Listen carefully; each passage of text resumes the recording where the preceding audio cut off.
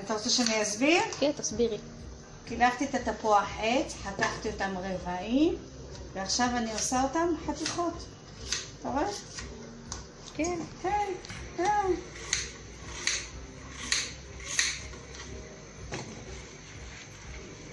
זה הרבה עד שאני נסיים לחתוך.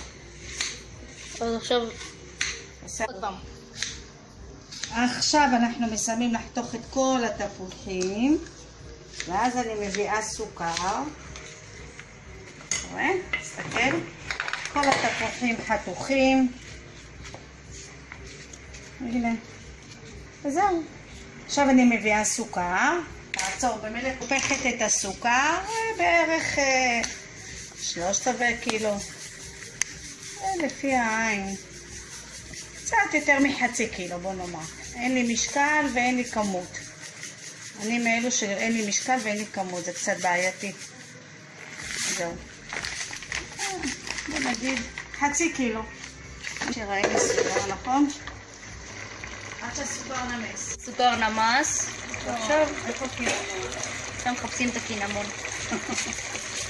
ואז שמים שתי מקלות קינמון. שתי מקלות קינמון. וזהו. נותנים לזה להתבשל. אש קטנה. עד שזה הופך להיות צבע חום. עכשיו זה עוד שעה, שעתיים תבוא לצלק. הסלט מתבשל עדיין. הנה מחית התפוחים. כמעט מוכנה. כמעט מוכנה. מחית וגם חיבה. מחית וריבה. 2 במחיר אחד. ולעשות המטבוך הכי טעים. הסלט, המטבוך הכי טעימה.